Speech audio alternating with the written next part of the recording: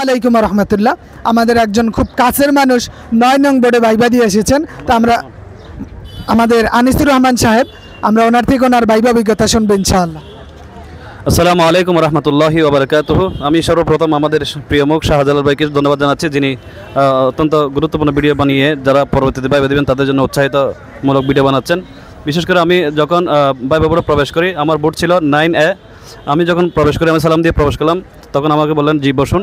আমার কাগজপত্রগুলো আমি দিলাম, কাগজপত্র দেখে উনি কাগজপত্র দেখতেছেন। আর যিনি ভাইবা এক্সপার্ট ছিলেন তিনি আমাকে প্রশ্ন করলেন যে আপনি অনার্স মাস্টার্স করেছেন নাকি ফাজিল কামিল করেছেন। আমি বলছি আল হাদিস অ্যান্ড ইসলামিক স্টাডিজ বিভাগে অনার্স মাস্টার্স করেছি। তখন উনি বলছেন মাশাআল্লাহ। তখন উনি আমাকে বলছে আপনি একটি সনদ সহ একটা মুখস্থ হাদিস বলেন। আমি বুখারী শরীফের প্রথম হাদিসটি বললাম। তখন তিনি আমাকে জিজ্ঞেস করলেন যে ইসমে মুতামাক্কিন কত প্রকার, তারপর ইসমে মুতামাক্কিনের ইসমগুলো মানে কয় প্রকারে এরাব দেওয়া যায়।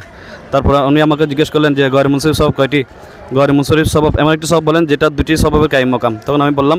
এরপর উনি আমাকে আবার ওই প্রশ্নের মধ্যে প্রশ্ন দিয়ে আমাকে বলছেন যে এখানে প্রশ্নটা পড়ুন। তখন আমি ওখানে এই কোরআনের আয়াতটা আমাকে পড়ার জন্য বলছে, আমি কোরআনের তিলাওয়াত করে মানে প্রশ্নের মধ্যে যেভাবে আছে সেভাবে পড়তে লাগলাম। ইনি আমাকে বলছেন যে আসা আই ইয়াকুন্না খায়রাম মিনহুন্না, এই অংশটা তরকিব করুন। তখন আমি তরকিব করলাম। তরকিব করার পর উনি আমাকে বলেন যে এখানে ইয়াকুন্না এটার মধ্যে জমিটা কোন জমির। তো আমি বললাম। এরপর ইনি আমাকে আরও বলে যে গয়রে মুনসরিফ সম্পর্কে যে আপনার যে জমন্তল জমি যেটা সেটা যে কয়টি ওজনের হয়। আমি বললাম 3টি ওজনের। তখন ওজনগুলো কী কী, তখন আমি ওজনগুলো বললাম। এরপর আরও কয়েকটা বিষয়ে প্রশ্ন করেছে। আমি সর্বশেষ আমাকে বলছেন মাশাআল্লাহ আপনি আসতে পারেন। তখন আমি ভাইবা বোর্ডকে ধন্যবাদ জানিয়ে আমার কাগজপত্রগুলো নিয়ে আমি বের হয়ে চলে আসলাম। আসসালামু আলাইকুম রহমতুল্লাহ।